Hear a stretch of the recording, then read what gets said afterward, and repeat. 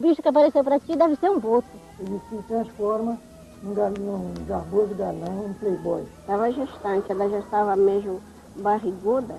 Só que o boto ele não engravida, ele judia. Ainda tem quem acredite numa lenda dessa. Era boto. Aí nós fomos obrigados a quase correr do medo, né? Que era muito boto.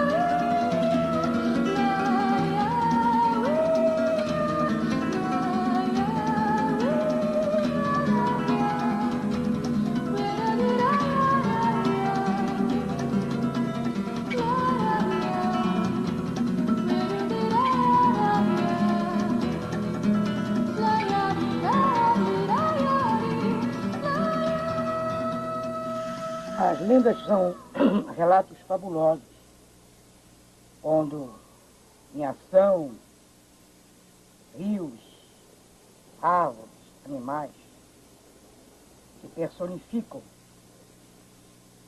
agentes,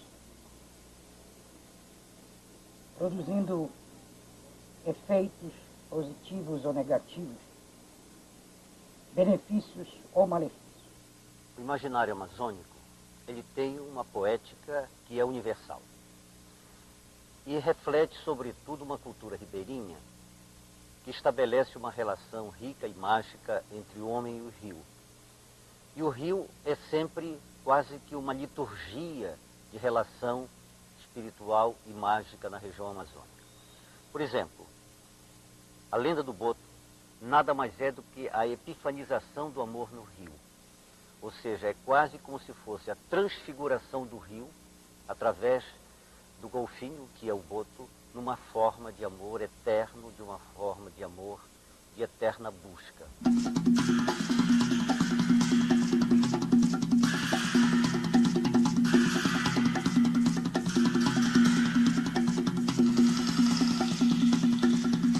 Há um aspecto da lenda do boto que se mostra universal com as grandes culturas. Por exemplo, o filho do boto, ele apresenta o traço dos grandes heróis, ou seja, ele é produto de uma híbris. A semelhança do herói grego, ele é filho de uma divindade com uma pessoa humana. Assim também como era o herói grego, que era filho de uma divindade com uma pessoa humana. De certa maneira, a figura de Cristo também segue o mesmo traço antropológico. Filho de uma divindade e uma pessoa humana.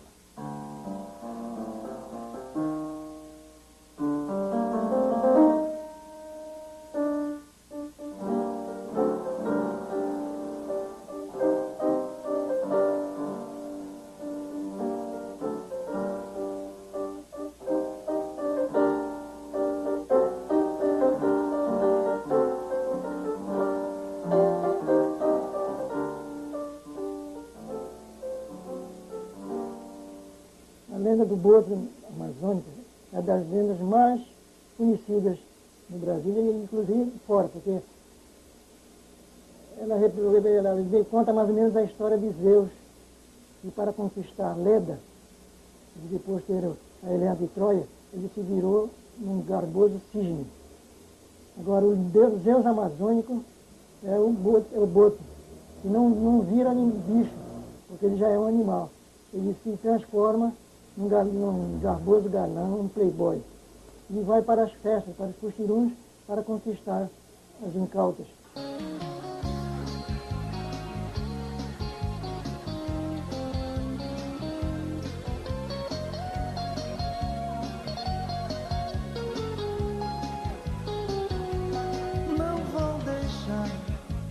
tristeza em meu caminho, mesmo estando sozinho, vou ter forças pra viver.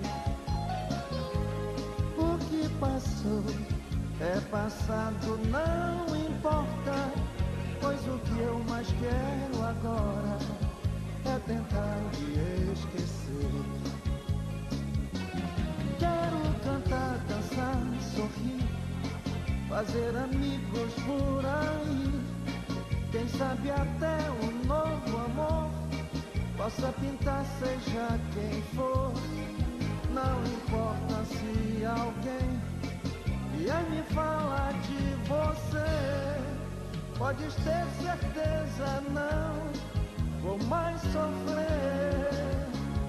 Quero cantar, dançar, sorrir, fazer amigos por aí. Quem sabe até um novo amor possa tentar.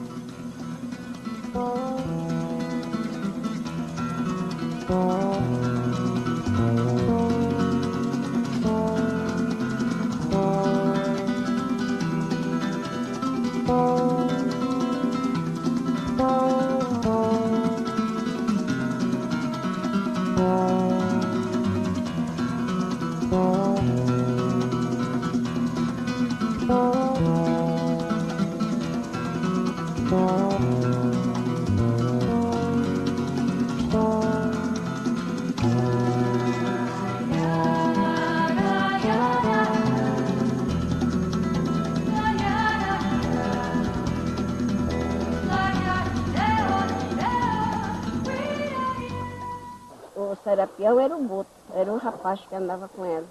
E quando ela desmaiava, ela contava pra gente que ela não ficava, ela não sabia de nadinha daqui, da face da terra. Ela ficava no fundo, com ele, andava com ele nas capital, contava muita coisa pra gente. E quando ela tornava, aí a gente ficava com aquilo que a gente não sabia. E depois as velhas cismavam que era isso, que só podia ser Boto. Porque ele não trocava de roupa, mas também ele não era sujo. Depois ela disse, confessou para os pais dela porque era, que ela achava que estava gestante. Naquele tempo era outro tempo, né? Estava gestante, ela já estava mesmo barriguda. Nunca recebi ninguém grávida de Boto. Apareceu moças grávidas de Boto e a mãe da moça chegou falando que ela estava grávida de Boto. Aí eu conforme o meu trabalho, a minha cura, eu examinei e fui claro, toda vez fui claro com o paciente dizendo, olha, sua filha não está grávida de Boto. Ela está judiada de Boto, flechada do Boto, mas a gravidez é de pessoas vivas. É de gente humana, pessoa humana.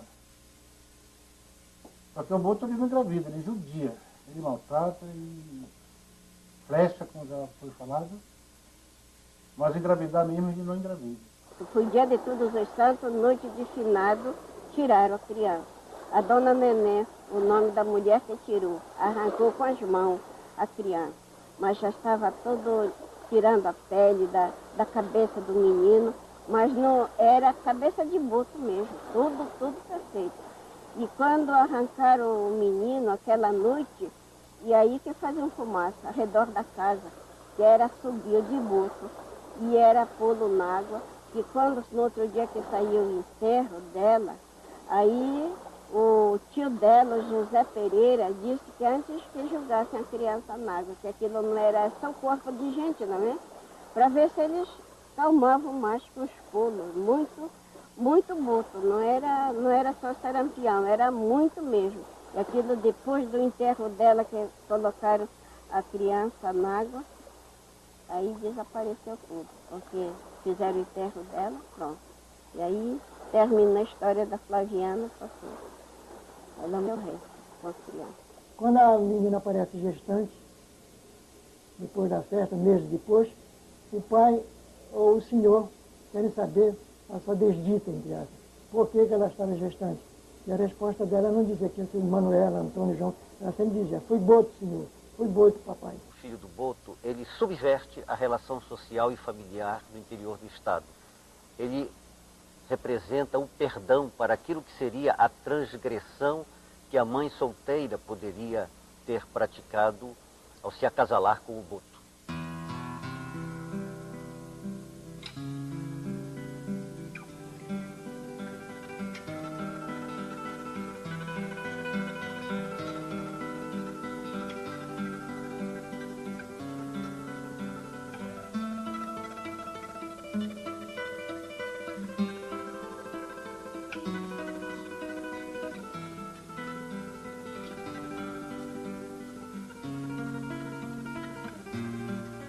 Mesmo no caso da mulher casada também, há uma certa compreensão nessa Amazônia profunda, do interior maior, quando se tem aquela convicção de que o filho, que seria um filho extra matrimônio, ele é filho do boto. Eu morava em Santarém, aí eu fui viajar para visitar minha cunhada no Rio Cruatinga. Aí quando chegou lá, ela contou uma história que as pessoas, as mulheres que estavam menstruadas lá, né? Aí o boto perseguia as mulheres. Aí, com 3 dias lá, eu fiquei menstruada. Aí eu fui tomar banho no rio. Aí eu fiquei com medo, né, que ela tinha contado a história. Aí quando foi à noite, né, aí eu estava dormindo. Aí apareceu uma pessoa assim batendo na minha rede, né? Bateu 3 vezes no punho da rede. Aí eu levantei, aí eu olhei assim, aí eu vi que era meu esposo, né? A fisionomia dele estava trajando a mesma roupa que meu esposo tinha. Era camisa vermelha com umas listas assim verde, né? Calça bege, chapéu preto, bota marrom, né? Aí eu vi que era ele e me levantei com ele. É verdade. É que nós estávamos dormindo e aí apareceu uma pessoa, minha figura na presença dela, né? Chamando ela como que fosse eu, aí ao rumo do cemitério. E ela acompanhou, pensando que era eu, e ela foi também. Quando chegou numa certa parte, ela não ultrapassou e essa pessoa foi. Aí ela começou a gritar. Daí nós se acordamos, eu, minha irmã e meu cunhado, e corremos para lá para ver o que tinha acontecido. E ela dizia que era eu que tinha levado. Não, e testificamos, meu cunhado e minha irmã, que eu estava dormindo. Não era eu que tinha ido levar ela. Podia ser outra pessoa na minha personalidade, né? Aí eu saí correndo, né, acompanhando ela. Ela disse, menina, calma, que você está nervosa. O bicho que apareceu para ti deve ser um boto. Eu disse, boto? Ela disse, é o boto que aparece para as pessoas aqui. E aí nós trouxemos ela para casa, e ela ficou muito aflita, né, com muitos problemas, começou logo com muita dor de cabeça, febre, e passamos diversos dias ainda lá, porque nós não tínhamos condução para trazer, e não obriguei a vir fretar um barco para poder trazer ela para Santarém. Aí ele me levou com um curador chamado Estegrino. Aí foi que ele me curou lá, me deu. Ele passou remédio, aí eu fiquei boa. Para frutificar o teu corpo nesta matéria sagrada, para te curar das enfermidades, das dificuldades, de todos os sofrimentos, inflamações, abscessos, tumores, dores, os dos maus espíritos da vida. Aí chegou aqui, eu curei, sempre com cigarro de tauari, que é o principal remédio para espantar a assombração do boto, que é a flechada, né? E a velha indiana para defumar, para preparar o corpo da pessoa novamente para retornar ao seu normal. Sempre, às vezes, quando ela fica no dia dela, ela não pode, nem no rio e nem no garapé, que ela sente ainda a dor de cabeça.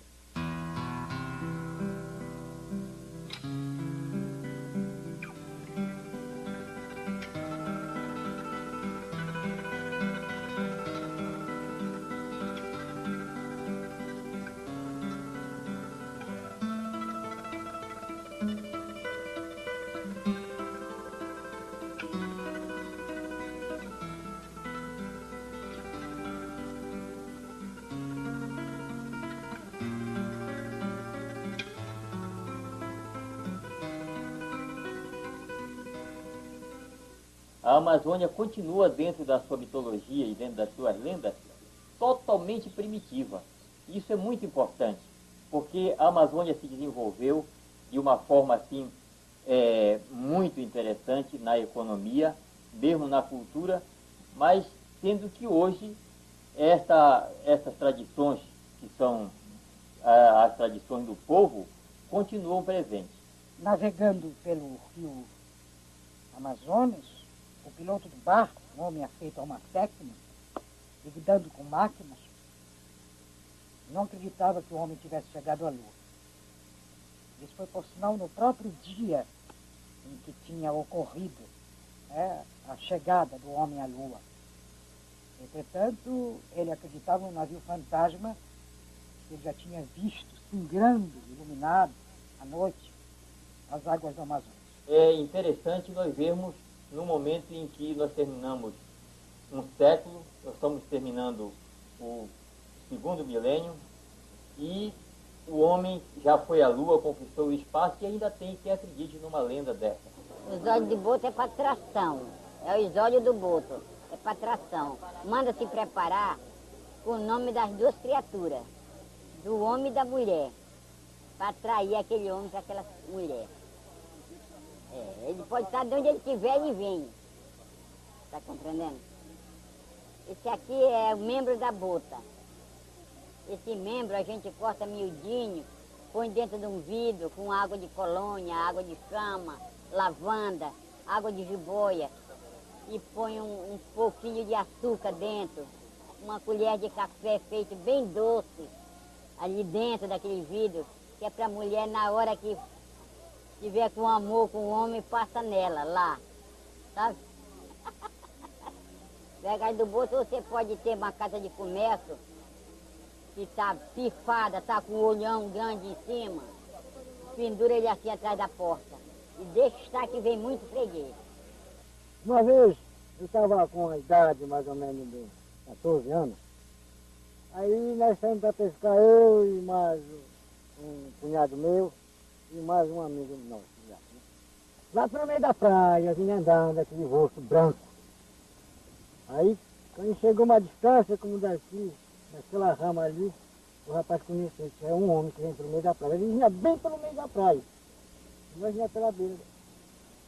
E aí, quando chegou perto, que ele chegou assim, que nem aquela rama ali, aquele pauzinho ali, ele parou. Ele parou. Aí, ele disse, o companheiro disse assim, é um boto, vamos embora pegar esse cara, mãe. Vamos pegar a parada, chamando, foi assim que aconteceu, né? Vamos embora. Aí nós encostamos a canoa e aí o rapaz da polpa pegou o remo, ele pegou um cachete que tem lá da canoa e eu sem nada, né? Você sabe, era moleque, era meio medroso, né? Ele estava com os 14 anos, mas era meio medroso. Aí ele disse assim, olha, corre pela beira d'água e eu vou correr por cima. Mas rapaz, mas ali corre. Corre e não foi, nós já longe dele como daqui naquele tuco. E não chegamos a pegar ele.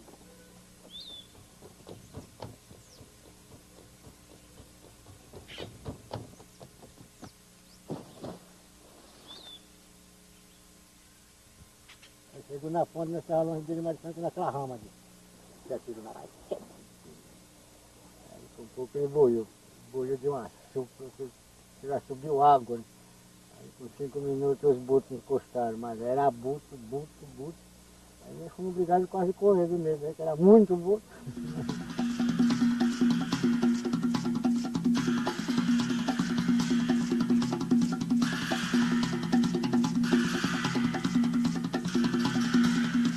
Vejo essas histórias que nós entendemos pertencer ao inconsciente coletivo, como a do boto, curupira, teriam sido derivativos de mitos enquanto elementos fundamentais da conformação da existência humana, da organização da coletividade e do modo como essa coletividade se compreende e indaga a respeito do seu destino. E o boto, ele, na verdade, é, acima de tudo, uma poética da forma dionisíaca de ver o mundo que o amazôniano tem. De modo que eu compreendo que esta é uma lenda, que ela é, de certa maneira, unificadora da cultura amazônica e a mais forte expressão desta nossa poética do imaginário.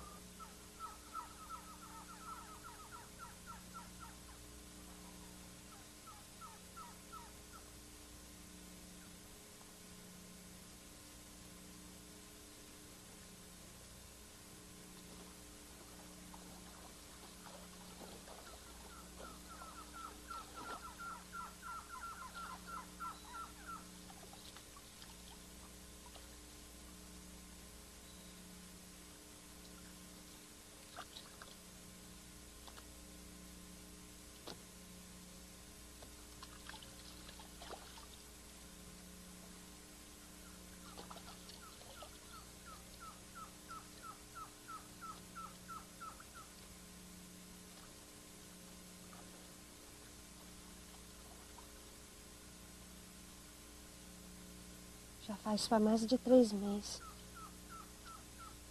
Eu não queria ir naquela festa, não. Foi minha mãe que me obrigou. Eu tava triste. Enfina. A Ciel tinha ido estudar lá em Belém. Mas ela disse, você é muito nova pra ficar chorando por causa de homem. Aí eu fui, né? Fui eu. Mas Ritinha, minha prima, Deoclésio, o noivo dela. Nós fomos.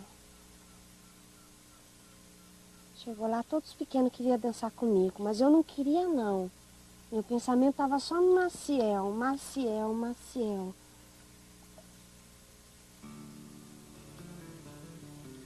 Foi aí que eu vi. Foi aí que eu vi ele. Ele era bonito. Bonito mesmo. Todo arrumado de branco. Ele não tirava os olhos de mim. As pequenas tudo se mordia de raiva. Tinha inveja, mas ele não tirava os olhos de mim. Aí ele veio vindo. Ele veio vindo. Eu tremia, minha mão começou a ficar gelada. Parou na minha frente e disse: vamos dançar? Eu disse, vamos, né? Nós fomos. Dançamos, dançamos, dançamos até os pés ficar dormentes. Eu me dei conta. A gente já estava saindo escondido da festa, indo lá para a beira do rio. Aí, né, a gente começou.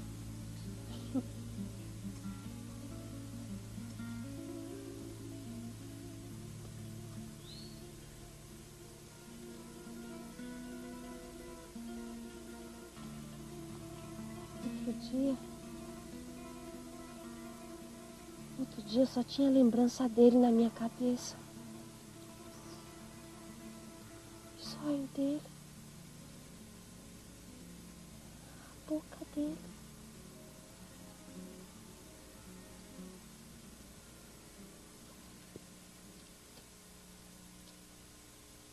O povo diz que esse filho não tem pai.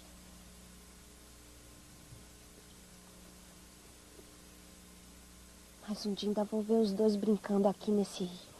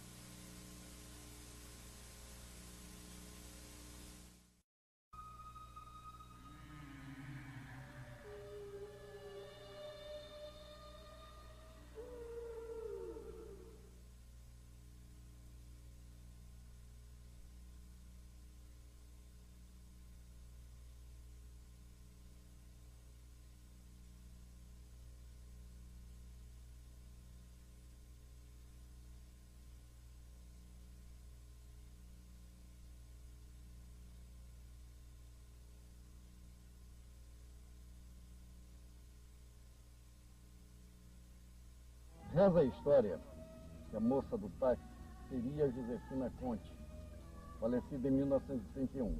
O Círio de Nazaré tem uma origem mais ou menos lendária. Só quem convive com esse espaço tem ideia da dimensão, da sua dimensão.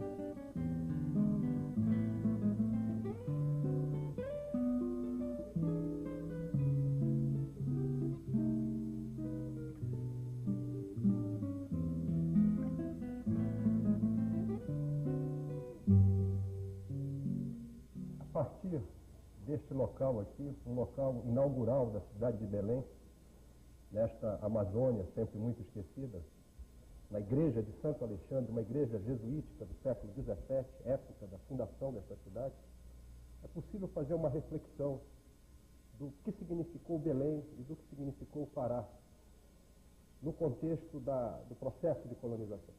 Esse é o espaço inaugural da cidade de Belém. E por aqui, evidentemente, passou o índio, passou o negro, passou o português. Passou, enfim, a cultura dessa Amazônia com traços tão singulares e tão particulares. O barroquismo da nossa cultura vem justamente dessa influência milenar das civilizações Marajoara e Tapajônica, da influência de todos os povos da floresta, da influência do colonizador português, da influência do negro e do apartamento, da separação com que essa região, durante tantos anos, ficou em relação ao resto do Brasil, constituindo, na verdade, dois Brasis. Um Brasil muito influenciado, diretamente ligado à coroa portuguesa, que é essa região. E o outro Brasil. Fez com que, no final das contas, tivéssemos aqui a formação de uma cultura única, de uma cultura muito peculiar, de uma cultura muito singular, em que a riqueza dos povos ancestrais, mesclada à influência do colonizador português, e considerando ainda no processo histórico que as migrações se davam em direção a essas duas grandes cidades, Belém e Manaus, fizeram com que se tivesse aqui uma cultura cabocla mesclada à influência aristocrática da corte, enfim, com a presença também do negro. Nós temos aqui na Amazônia uma característica que com certeza marca, dentro da multiplicidade que é o Brasil, uma situação muito própria e uma situação muito peculiar.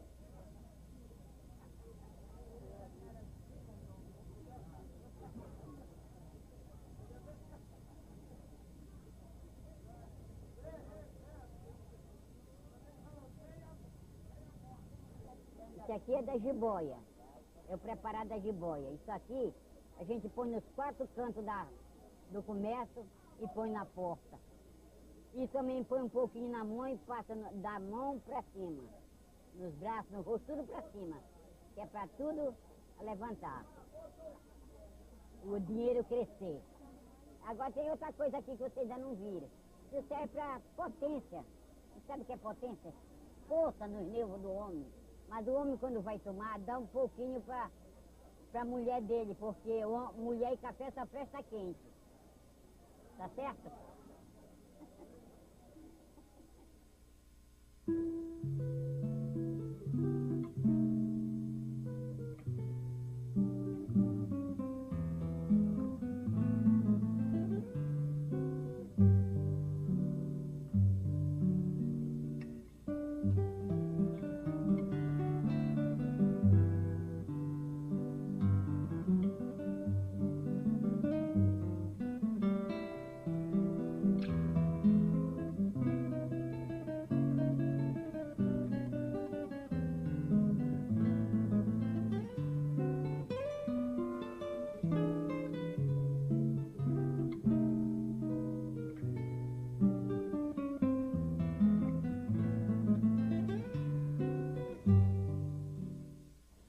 Quem passa as segundas-feiras de frente aos cemitérios de Soledade ou Santa Isabel do Pará vê um movimento desusado.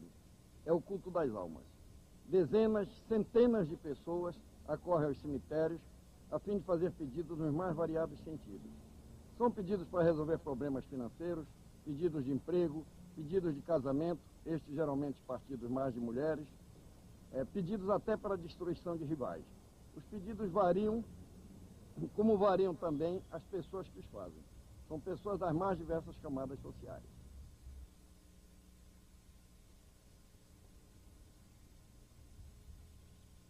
Camilo Salgado, um dos mais eminentes médicos paraenses, foi fundador da Escola de Medicina. Disse que ele era um homem muito caridoso, ajudava muitas pessoas necessitadas. Ao morrer, continuou fazendo essas caridades através do seu espírito. Não é uma questão de aparecer somente em sessões espíritas ou ainda em sessões de Umbanda. Na verdade, ele aparece em espírito para as pessoas e dá receita para aquelas pessoas que estão doentes. Já outros casos contam mesmo que as pessoas de cama são visitadas por ele, geralmente à noite, e receitadas ou mesmo operadas. Quer dizer, Camilo Salgado, em espírito, faz a operação nessas pessoas. E os casos, depois de contados, repetiam-se por toda a cidade, e ele hoje é uma das almas mais cultuadas no cemitério de Santa Isabel. Na qualidade assim, de neto de Camilo Salgado, eu poderia, nesse momento aqui, lembrar que tantos anos após a morte de Camilo Salgado, são 59 anos já de morte, nós vemos ainda a permanência da imagem de Camilo Salgado. Nós todos temos certeza de que isso se deve a características peculiares dele, como são particularmente a bondade e a humildade. E acho também que isso deveria dizer que a época em que Camilo Salgado veio para Belém, da França, o avanço tecnológico que ele trazia naquela altura foi responsável por uma série de atividades científicas que ele fez naquele momento, fundação da Faculdade de Medicina com outros companheiros, mas na parte técnica foram avanços extraordinários para aquela época. Estamos vendo aqui, merece, de parte da população toda que tem uma fé extraordinária na presença do Espírito de Camilo Salgado, e consegue essas graças todas vindo aqui com a sua oração, acendendo as suas velas, com as suas promessas. O culto das almas consiste no seguinte: a pessoa deve visitar o cemitério durante 9 segundas-feiras seguidas, e aí, nesta ocasião, é rezado um rosário, sendo rezado inicialmente um terço, depois a oração das almas e depois mais 2 terços. Na ocasião que se faz a oração das almas, se faz o pedido também. As pessoas costumam pagar essas promessas das mais diversas maneiras. Umas, inclusive, mandam reconstruir os túmulos. Outras mandam fazer placas de agradecimento. Velas são acesas aos milhares.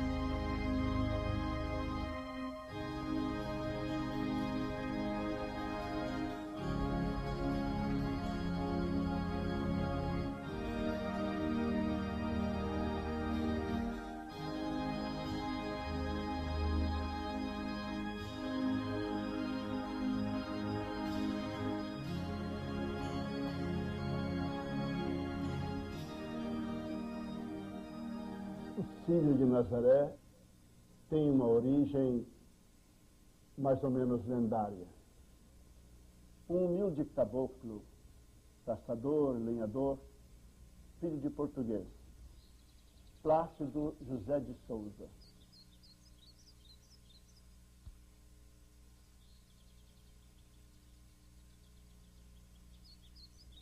Caminhava ao longo de um riacho do Igarapé, e ali encontrou, por acaso, uma pequenina imagem.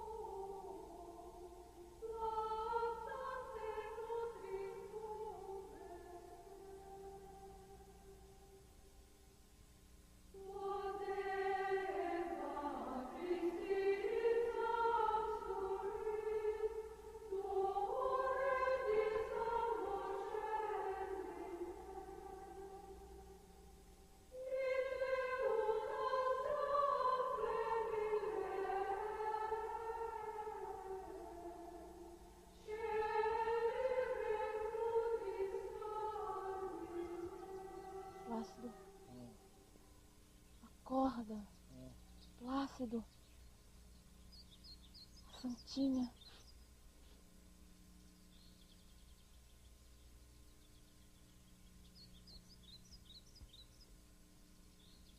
Espantado e aflito, eu diria, procurou a imagem e foi descobrir que a imagem estava no mesmo local onde a havia encontrado.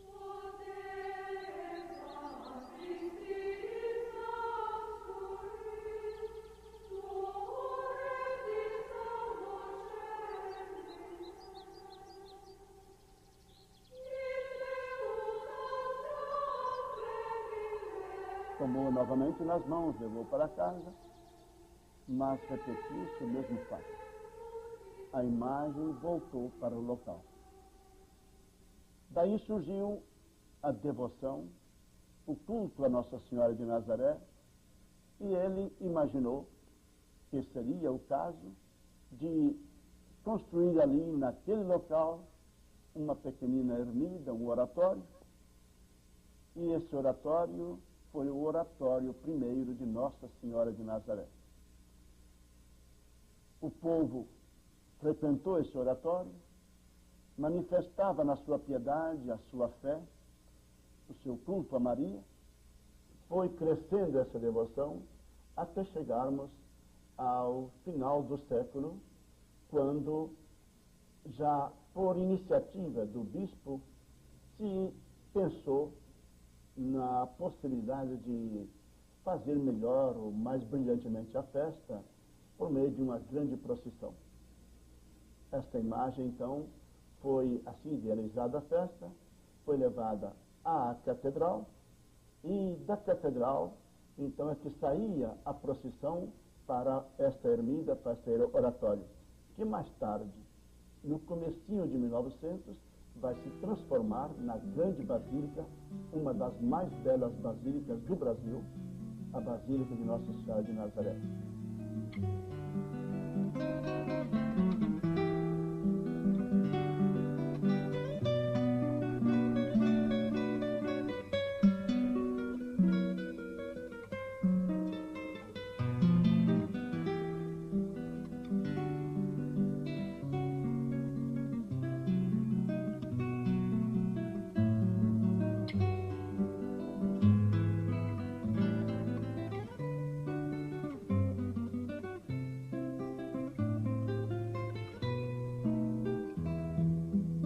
Festa de Nossa Senhora de Nazaré, no segundo domingo de outubro, festa que nós conhecemos de maneira geral como o Círio de Nazaré, enorme festa que congrega mais de 1 milhão de pessoas.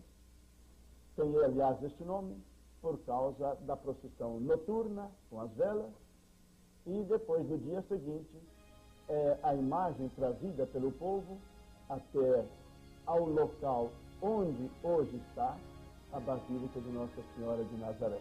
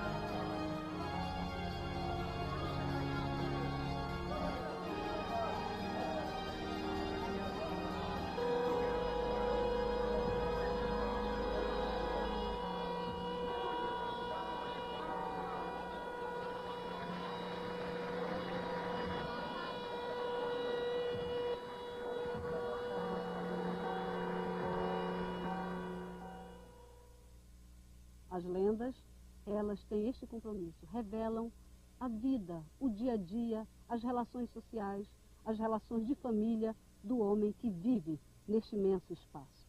Só quem convive com este espaço tem ideia da dimensão, da sua dimensão.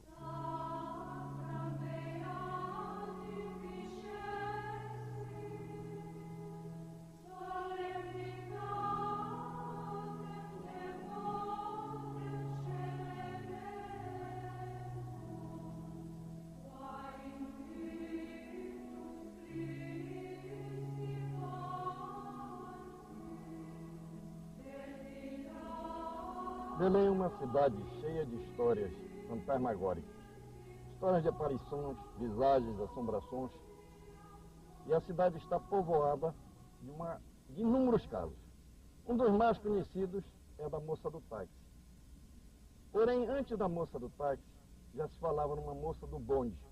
Ou seja, no tempo que havia bondes elétricos em Belém, contava-se que no último bonde que circulava aqui pela rua, pela José Bonifácio, aparecia uma moça na última viagem e que desaparecia de frente do cemitério. Substituídos pelos ônibus, apareceu uma moça no ônibus, sempre na última viagem, que chamavam de Cristo, e ela também desaparecia de frente do cemitério de Santa Isabel. Mas a mais conhecida, a que se tornou realmente como a história mais falada em Belém, é da moça do táxi.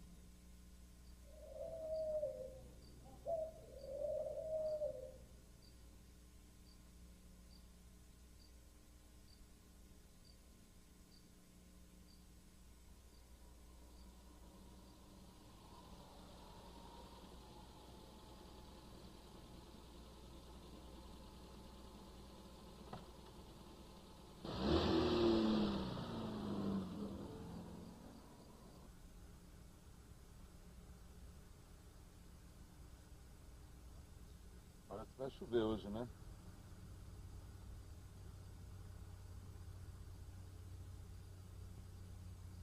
Tem problema se eu ligar o rádio?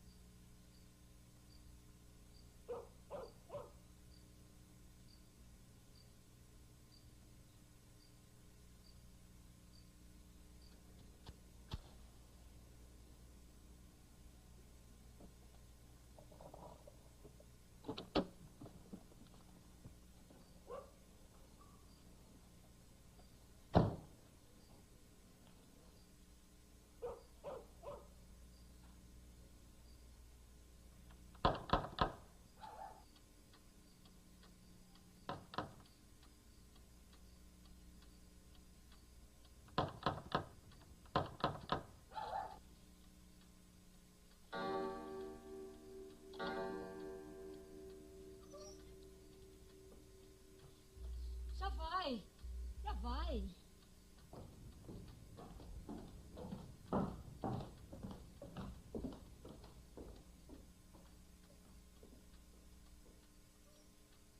Boa noite. Boa noite, dona. Desculpe incomodar, mas eu acabei de trazer uma moça aqui. Ah, entre. Quanto de devo? É.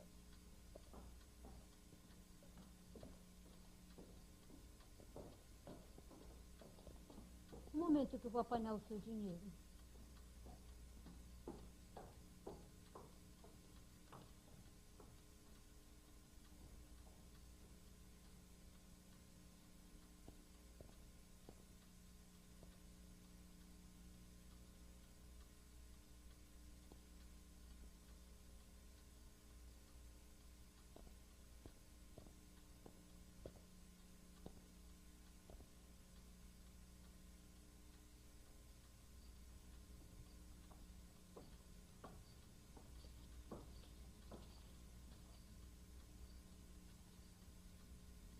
é minha filha. Próximo mês faz 20 anos que ela faleceu. Não se espante, meu filho. Ela sempre foi cheia de mimos. Mesmo quando era viva, detestava andar de ônibus.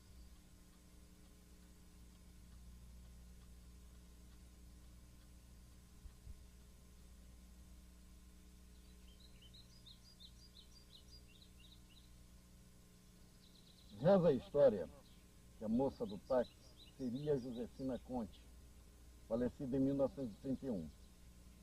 Diz-se mesmo que ela morreu dentro de um táxi, através de um soldado que teria atirado, enganado. Mas a sua irmã, que ainda era viva até pouco tempo, ela diz que realmente ela morreu de uma doença comum.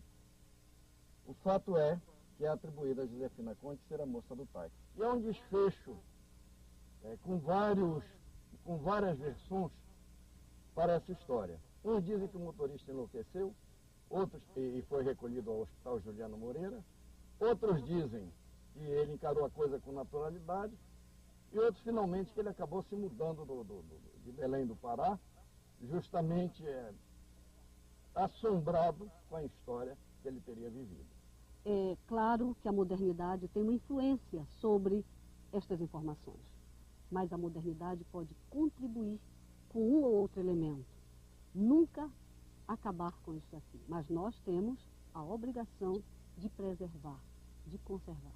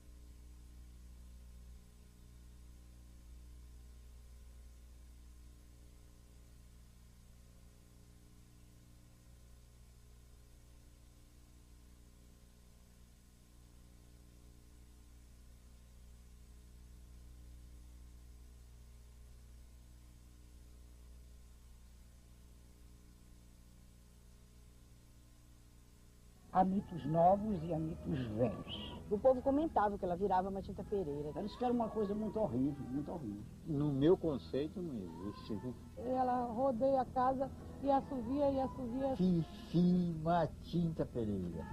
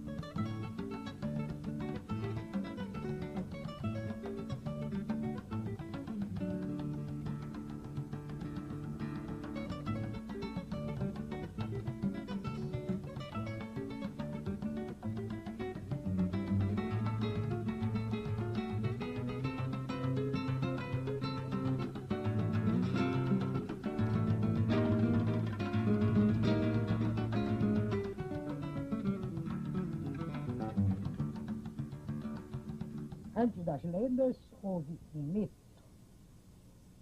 e que elas derivaram do mito. Foi no princípio do mundo. Deus fez anjos e arcanjos. E Lucifer, nesse meio, tinha os melhores arranjos. Deus deixou ele em seu trono e formou outros anjos. Deus baixou para olhar o abismo infinito. Observando o universo, ele achava bonito. Ao chegar lá em seu trono, porém, mudou seu palpite. Retirou logo Lucifer com os anjos que tinha feito.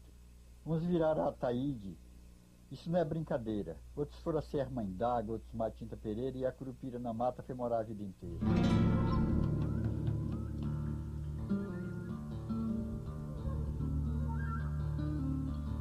As lendas podem ser consideradas como mitos decaídos. Qual é a diferença? A diferença está na função que teve um mito no conjunto da religiosidade de um povo. Assim, por exemplo, no caso dos nossos índios, as lendas que nós escutamos hoje, procedentes deles, creio eu, que são antigos mitos.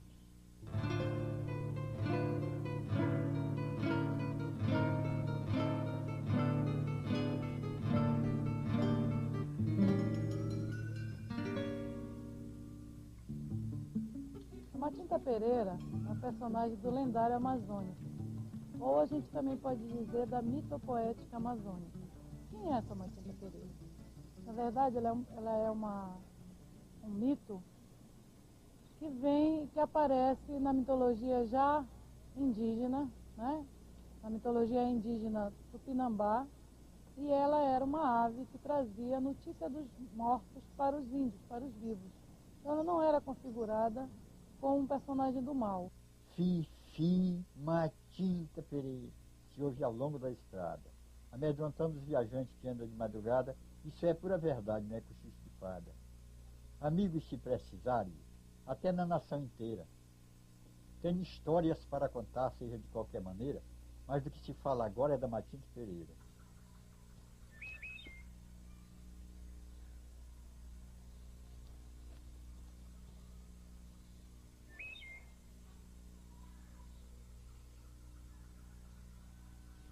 As lendas contam a ação de personagens identificados com plantas, árvores e animais. Com a chegada do português no Brasil, o que o colonizador quis fazer? Na verdade, ele quis apagar os deuses da mitologia indígena. Então, ele transforma essa Matinta, que era um espírito bom, nessas bruxas malvadas configuradas na mitologia medieval.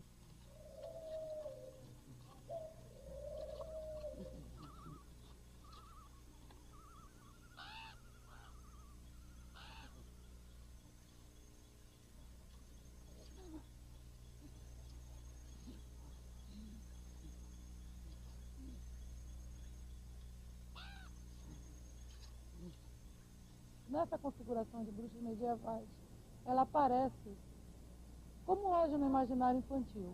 É uma mulher com os cabelos assanhados, é uma mulher com o nariz adunco, é uma mulher que veste de preto, é uma mulher pálida. É a Matinta Pereira que fica nos interiores, nas capoeiras, nos terrenos, né? E tem as que voa, que o pessoal fala voa. Então elas carregam as crianças num macuru. O macuru, quando ela assovia que a criança chora, diz: olha, Matinta Pereira de macuru. Ela sai voando e subindo.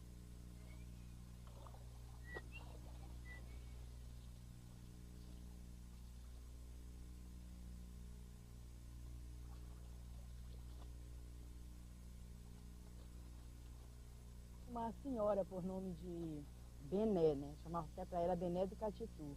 O povo comentava que ela virava Matinta Pereira. Comentava, mas nunca tinham visto nada, só fazia o comentar, né? Quando foi um dia, uma senhora, a Chica, né, ia fazer farinha de madrugada, ela ia para a barraca do forno e levantou bem cedo para fazer café, para sair para o terreno, né, para ir fazer a farinha. Quando ela levantou, que saiu no quintal, foi pegar água, né, que ia fazer café, vem aquele pássaro enorme voando. ela ficou olhando, o pássaro veio e sentou no coqueiro da casa dela, que tinha bem próximo o poço, né? E quando sentou lá, que ela viu aquele pássaro muito grande, gritou, valha meu Deus do céu. E diz que não pode chamar pelo nome de Deus, de santo nenhum, que a pessoa desvira, né? E a mulher desvirou da Matinta Pereira e caiu da árvore, quebrou as duas pernas e a bacia. E ela morreu intrigada com essa outra que falou que ela tinha virado Matinta Pereira. Porque ela, no outro dia ela foi chamar, né? Ela falava que tinha caído porque ia buscar água de madrugada, né? E a outra disse, não foi não, foi porque ela vinha virada Matinta Pereira e caiu, quando eu disse, valha meu Deus, e quebrou as pernas. Aí espalhou na vila, no outro dia de manhã cedinho, para todo mundo. Não quer dizer assim, porque ela não aparece, ela é fictícia, como diz o pessoal, né? Ela é visagem. É visagem a gente não vê, né? Dizem que tem pessoas que têm poder de ver, mas eu não tive esse poder, nunca vi. Mas só o Vasco viu, eu vi.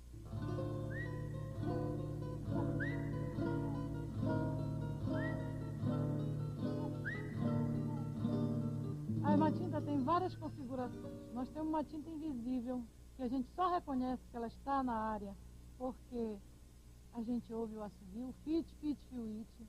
A gente tem matinta que é visível. E essas matintas que a gente enxerga, ela pode ser tanto um pássaro, como pode ser humanizada.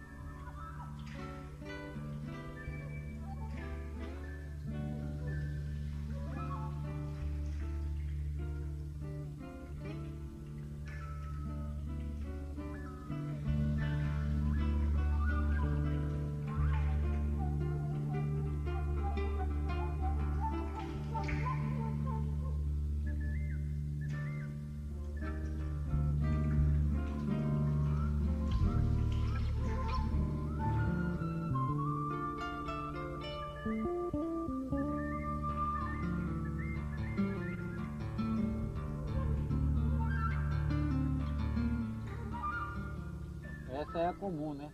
O pessoal aponta aquelas pessoas mais velhas que ficam aí, Dona Fulana, Dona Beltrana, seu Cicano, como que é seu Firmino, Dona Miquinina, e a Dona Ingrácia, tudo.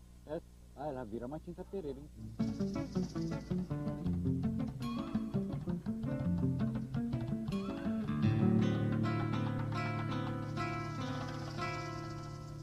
E se configura nessas velhas, que normalmente moram em taperas, afastados, que aparecem para assustar as crianças ou para assustar aquelas pessoas que elas escolhem. Nessa escolha, o que ela faz? Ela aparece de noite, né, para desassossegar a pessoa que ela escolheu, e ela desassossega assoviando. E ela rodeia a casa e assovia, até que a pessoa lhe oferece uma dádiva. Que dádiva é essa? Normalmente é o fumo, mas também aparece o café. Algumas vezes é o café. Aí tem caboclo que diz assim, Matinta Pereira, vem tomar café comigo amanhã, ou Matinta Pereira, vem buscar o tabaco. E normalmente essa pessoa que aparece no dia seguinte atrás do tabaco é uma Matinta Pereira.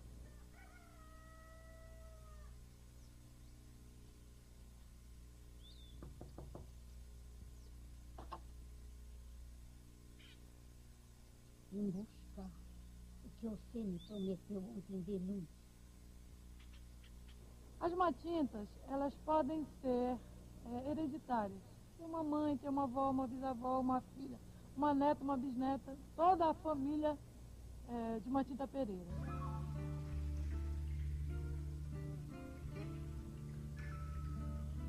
A gente morava em Carapicuíba, né? Então diziam que essa velhinha, ela virava Matinta. E meu pai gostava muito dela, por sinal todo mundo em casa gostava da velhinha, ela se deu muito bem com a gente. Meu pai gostava de dar as coisas para ela, o que a gente pudesse, a gente ajudava. E eles insistiam que a velhinha virava Matinta. Aí se reuniu todo o povo lá de Carapicuíba, prenderam seus 4 cantos da rua que tem lá da vila e cercaram, de um lado e cercaram do outro. Perseguiram muito ela mesmo. Até que ela foi embora voando. Aí quando ela caiu, eles correram lá. Agora vamos conhecer. Quem que é a Matinta Pereira? Chegaram lá e olharam. Então, a tia Natália, ela adoeceu, né? Ficou muito doente, adoeceu todo mundo. Soube que a Natália está doente. E descobriram, no dia seguinte, todo mundo descobriu que era ela mesma que virava a Matinta Pereira. Era pobre demais, não tinha nada. Só a noite e o dia o que dava, né? Para se alimentar. E ela tinha essa herança, todo mundo falou, mas qual é essa herança que ela não tem nada? E ele se insistia, qual é a herança? Ela dizia, eu tenho a minha herança para dar para minha netinha. Para quem quiser minha herança eu dou, mas a preferência eu quero é para essa netinha que eu tenho. Às vezes também uma matinta, quando ela vai morrer, ela escolhe alguém para passar esse fardo. E muitas vezes ela engana também, quando ela está morrendo ela grita, quem quer, quem quer, quem quer. Alguém desavisado que passa e diz eu quero, na verdade o que ela estava dando era o fardo.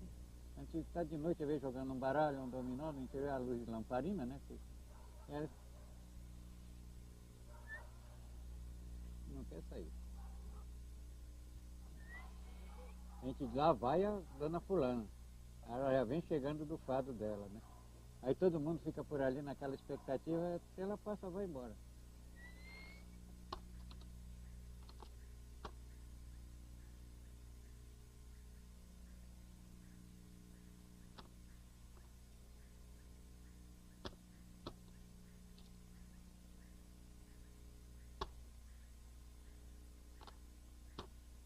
Era minha tia mesmo. Isso já morreu a mãe dela e morreu ela. E todas as duas viravam. Mãe e a filha. Todas as duas. Era minha tia, mas eu não posso negar. Porque se uma coisa é seu parente, uma coisa que ele faz mal feito, você não pode negar. Agora eu me lembrei, o nome dela era Alzira. Alzira. E da mãe dela era Antônia. Alzira e Antônia. Então ela adoeceu. E aí ficou uma boa temporada doente. E aí nós ainda fomos visitar ela sempre doente. Aí ela prostou-se mesmo, aí morreu. Aí esses filhos que estão aqui foram para lá, só não está um aqui. Foram lá assistir, fazer a sentinela, né? Quando deu ali de umas 8 horas para as 9, começou elas a subir ao redor da casa. Toda ao redor da casa. Não era só uma não. Eu acho que veio todas aquelas que tinham por ali que viravam, com certeza era parceira, vieram visitar, fazer a sentinela também. Aí os meninos, como era acostumado a ver, não ficaram com medo, mas muita gente ficou com medo porque tinha hora que eles pensavam que ela vinha entrar dentro de casa. Veio terminar umas 4 horas da madrugada na hora que levaram o corpo. Eles querem uma coisa muito horrível, ela subiando. Porque ela só não fazia o drobal a subir. Porque ela droba a subir.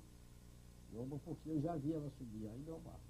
Ou seja, a gente arrupia todos os cabelos quando ela dobra. É uma coisa muito penosa. É uma coisa muito esquisita.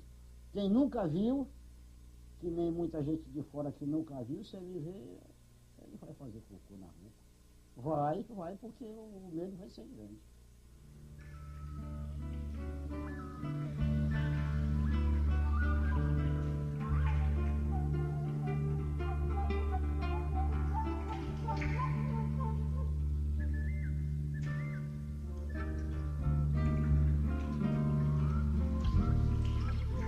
Uma obra, até certo ponto, famosa, a respeito dos mitos, tem como título a seguinte pergunta: os gregos acreditavam nos seus mitos?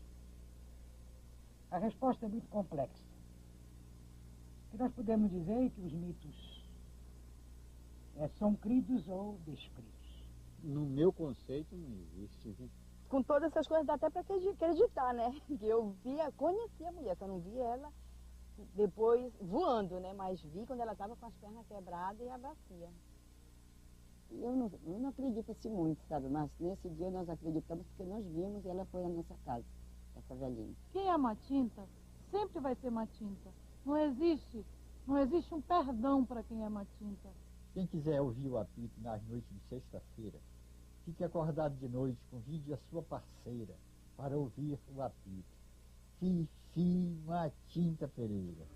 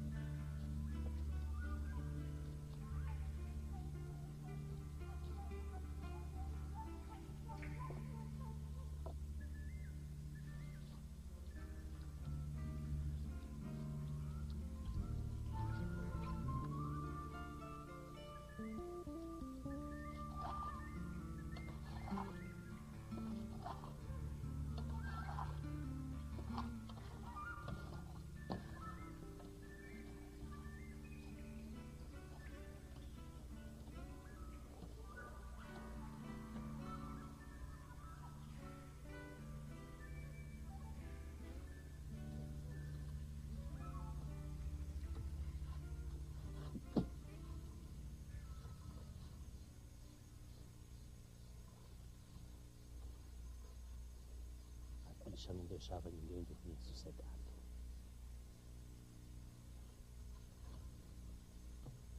Assobiava alto.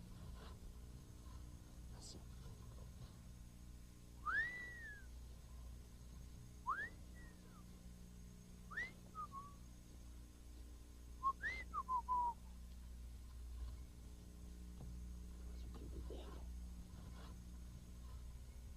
Fresco de de tudo legal ao mesmo tempo. A mulher pediu para eu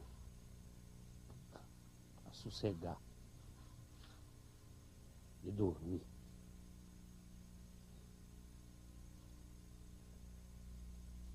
Mas lá pelas tantas, eu não aguentei.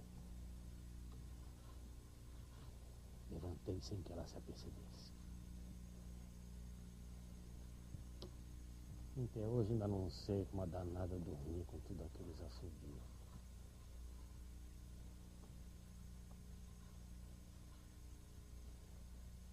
Minha mesa.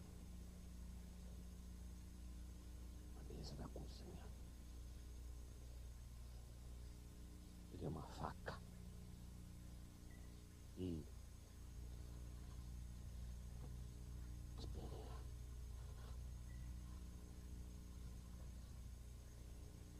Quando ela dobrou o canto,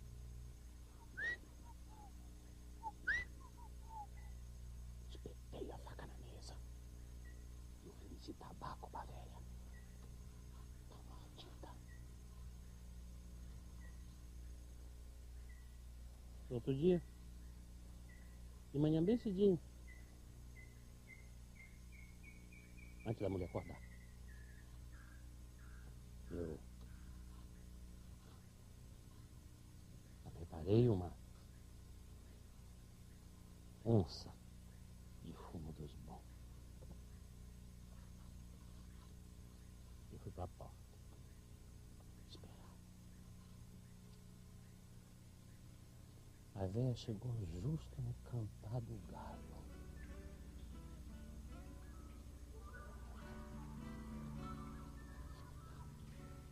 Dona Sebastiana, minha sogra.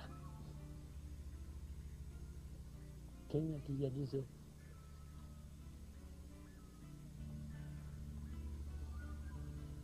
Jogou conversa fora, indagou dos meninos. Eu ali, fingindo de leso. Até que ela perguntou se eu não tinha nada para dar para ela. Puxei o fumo do bolso, entreguei para a velha.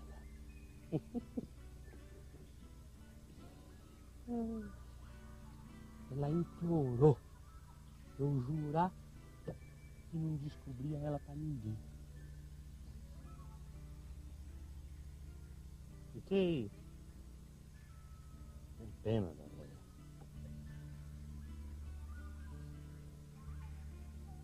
Me perdoei. Contanto que ela não voltasse para perturbar mais lá em casa.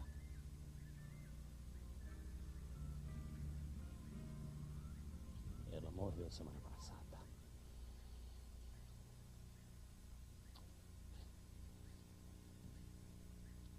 E a minha mulher disse que recebeu uma tarde uma herança.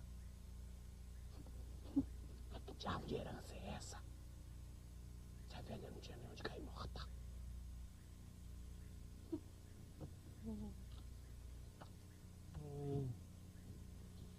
Sei não. Tô com uma desconfiança.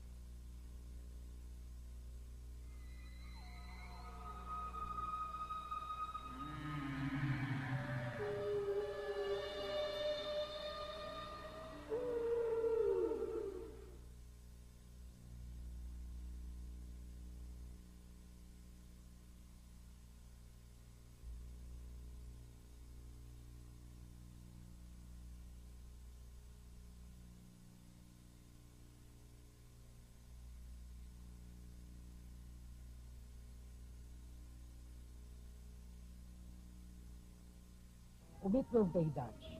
A cobra aparece como um elemento maniqueísta, né? Pegou a espingarda e atirou no olho dela. Inteligente, ele voltou muito aqui, totalmente despercebido. Ela pediria que ele derramasse esperma na cabeça da grande cobra e esta desencantaria.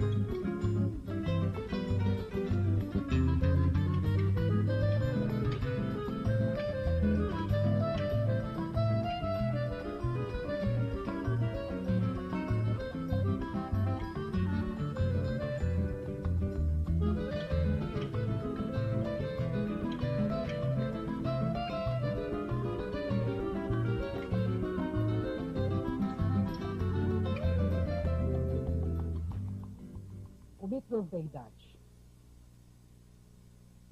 Quer dizer, não se pode estabelecer um momento em que tenha aparecido. E não tem idade porque o mito existe desde todo sempre. O mito da cobra grande, ele deve ser observado sob dois pontos de vista. O primeiro ponto de vista em relação à existência deste símbolo universalmente, desde a pré-história, passando pela antiguidade até os dias de hoje. E o outro ponto de vista seria ligado propriamente à região amazônica, né?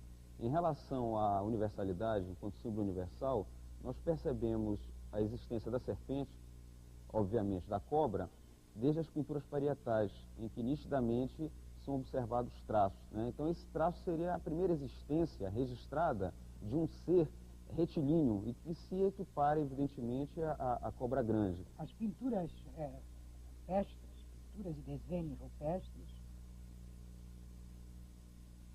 testemunham a existência dos mitos. Entretanto, se discute acerca dessa função das pinturas rupestres. Elas estavam localizadas no interior das cavernas, num certo sigilo, até hoje inexplicável.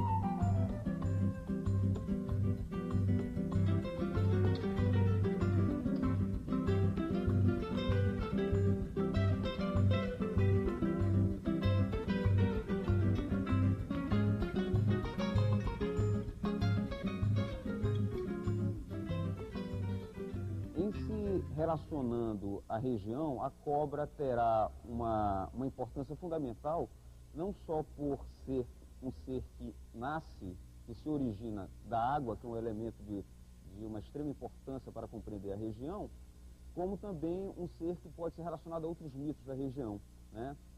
Esta relação com outros mitos da região se dá exatamente pela etimologia da palavra. Cobra grande, para o indígena, é a mesma coisa que boiúna, né?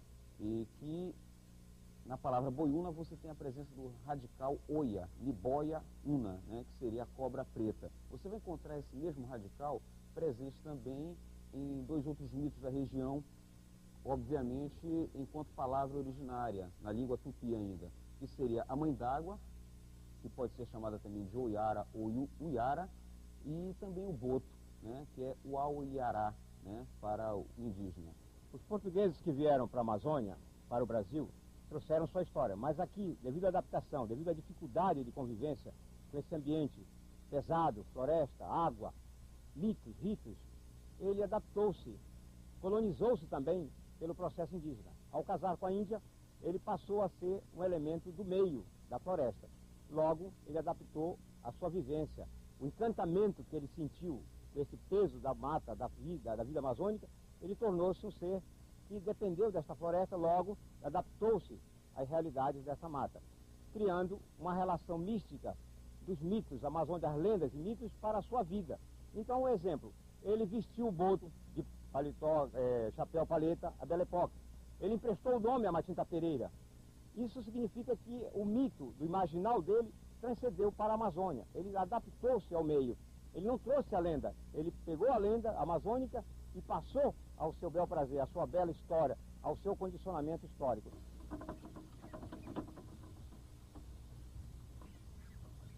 Olha, o que eu sei contar sobre a cobra grande é a história do Miguelão, não é? Um turco que tinha aqui, que fazia comércio nas fazendas, e ele sempre estava viajando, né? E num desse retorno da fazenda, ele veio, era um dia muito chuvoso, tempestade, relâmpago, trovão, ele viu 2 focos de luz muito grandes em cima da canoa dele, não é? Quando ele notou, era a cobra grande. Reconheceu que era a cobra grande. Aí ela impedia a passagem dele. Ele, já aborrecido, pegou a espingarda e atirou num olho dela. Daí ela, enfurecida, chegou no barranco e foi caminhando, não é? Foi abrindo o barranco todinho. Então ficou um furo que traspassa de um lago para o outro. E ficou assim uma passagem mais breve para ir para outras fazendas, né?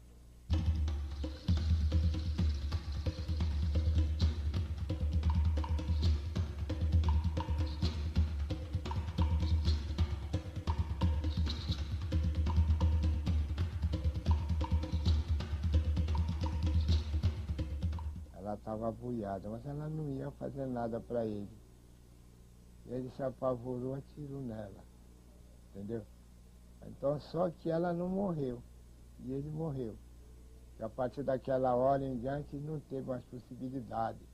Ele foi para a terra dele, fez que os médicos lá conseguiu passar ele, não teve jeito. Ele voltou, morreu aqui, totalmente despercebido. Não falava, não ligava mais nada. A cobra aparece recorrentemente na história universal como um elemento maniqueísta, né? Ao mesmo tempo visto positivamente e ao mesmo tempo, por outro lado, visto negativamente, né? Nós percebemos positivamente essa aparição da cobra na própria Grécia Antiga, quando você observa que Cassandra, uma das amadas de Apolo, ao nascer, juntamente com seu irmão Heleno, tem os seus sentidos tocados por uma serpente. Isso fez com que eles tivessem a capacidade da premonição. A lenda da cobra grande, da Buiúna, vem do castigo dos irmãos que tiveram uma relação incestuosa e, de repente, foram castigados porque passaram dos limites da sexualidade. A Buiúna tornou-se, nas ondas do rio, do grande rio, a encantadora dos pescadores, dos homens, que estraga e leva para o fundo do mar. O jovem irmão dela tornou-se a cobra Norato, a cobra que representa a homossexualidade. Então os dois representam, um a prostituição, o outro a homossexualidade. A Buiúna, no seu encantamento, como a sereia, leva os homens para o fundo do mar, tragando as suas embarcações nos temporais.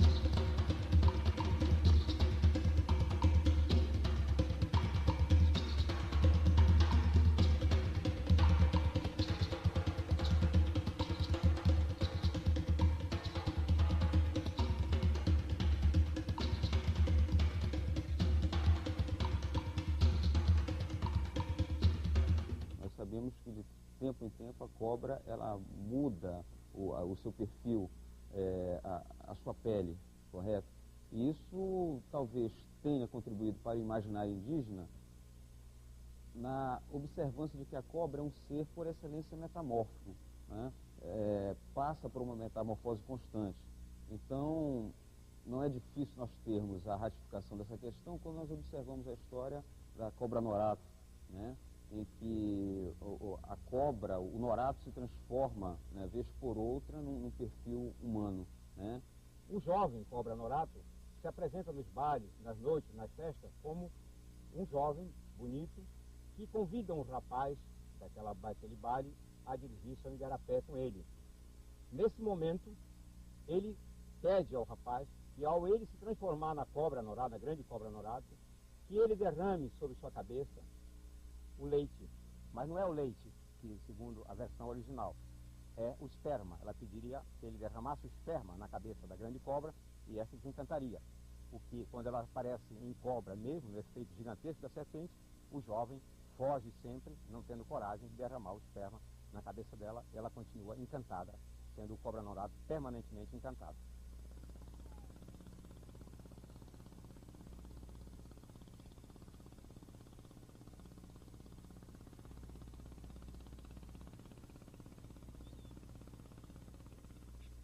Foram dois rapazes um pegar caranguejo e outro pegar camarão. E, enquanto um estava no mangue, o outro estava pegando camarão na beira do igarapé do Uruci. Aí eles gritavam um para o outro para se localizarem, né? Para não saber onde o outro estava. De repente, o que estava pegando camarão não respondeu mais. E o outro se preocupou e veio ver o que estava acontecendo. Ao chegar lá, percebeu que o rapaz estava nu, de frente para o igarapé e todo coberto de baba. Ele olhou para dentro do igarapé e percebeu que tinha uma cobra grande, de boca aberta, escarrando aquela baba nele. Aí ele agarrou o rapaz e o rapaz escapuliu, ele passou lama no rapaz até tirar o rapaz próximo à cobra. Aí quando ele olhou de novo para o igarapé, a cobra ia mergulhando devagar, bem devagar, até que ele colocou o rapaz dentro da canoa e levou desacordado para casa, né? Na Idade Média, você observa que a igreja explora a imagem da serpente, desde o Antigo Testamento, né, como um elemento negativo, né, já que foi a serpente que seduziu Adão e Eva, né? E observamos isso na região com a presença da serpente sob as igrejas, né? É um elemento muito recorrente para o ribeirinho, principalmente, que nas igrejas das vilas e povoados você tem uma cobra que apresenta a sua cabeça sob a custódia da igreja, né? Então, claro, esse elemento acaba sendo utilizado como uma grande alegoria do que possa ser o bem e o mal. E nessa condição de bem e o mal, quem fica com o lado negativo, evidentemente, é a cobra.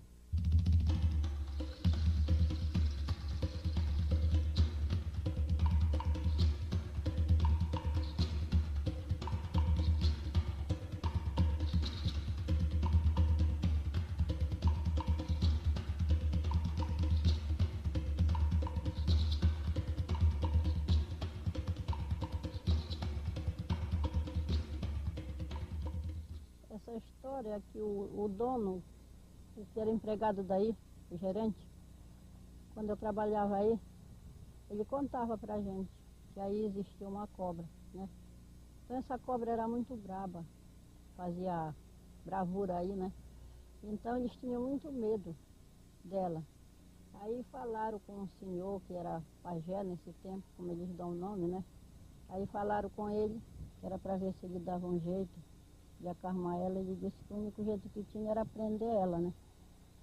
Aí eles falaram com ele, ele fez o trabalho, aí prendeu ela num fio de cabelo, ele contava, né? Prendeu ela num fio de cabelo, aí eles disseram, o pajé disse onde era o encante dela, onde era o sulapo que ela existia, né? Ele disse que o único jeito que tinha era prender lá.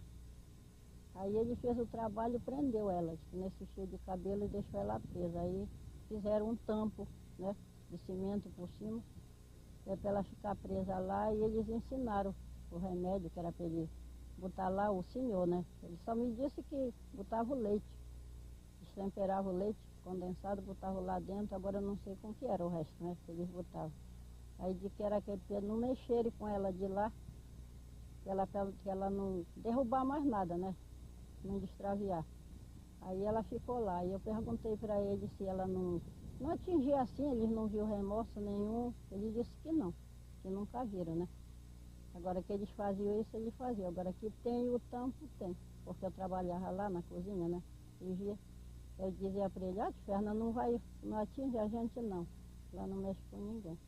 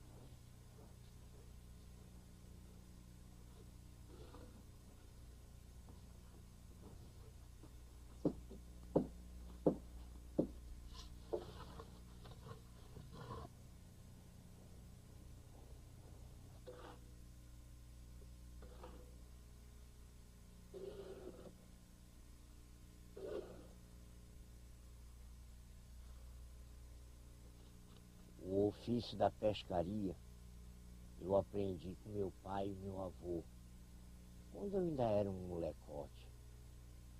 Desde rapaz novo, eu já ia pescar sozinho, só eu e Deus.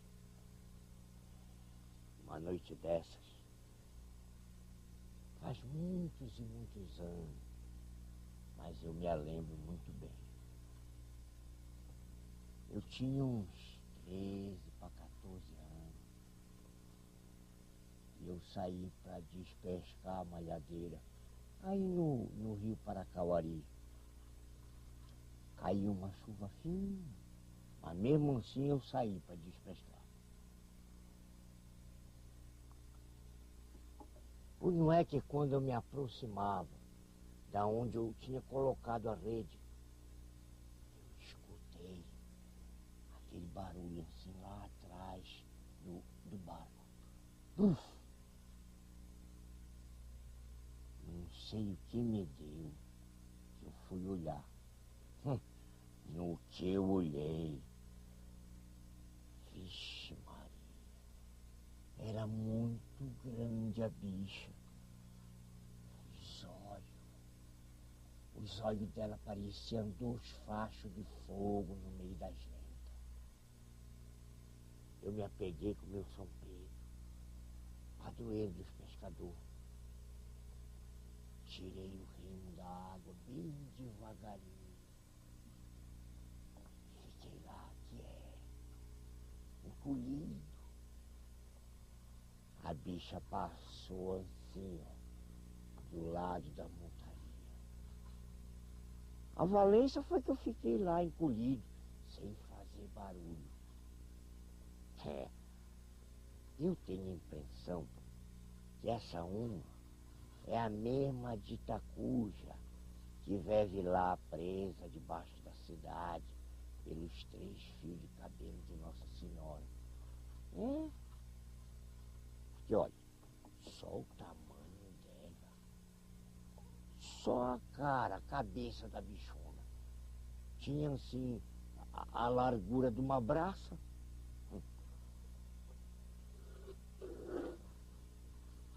Porque sumando, da feita que a bicha sentou, eu, ó, bruco-truco, não quis mais nem saber de malhadeira.